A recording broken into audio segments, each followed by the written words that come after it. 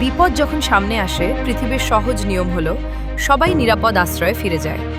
কিন্তু কিছু মানুষ আছে যারা স্রোতের বিপরীতে হাঁটে।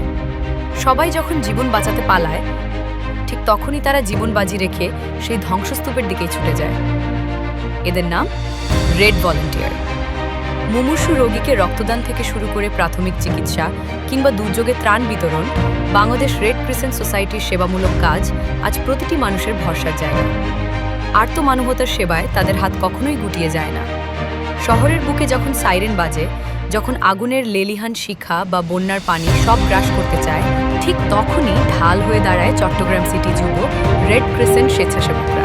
তারুণ্যের এই অদম্য শক্তি আমাদের আগামীর ভরসা। এরা কোনো অতিমানব নয়, এরা আপনার আমার মতোই রক্তমাংসের মানুষ।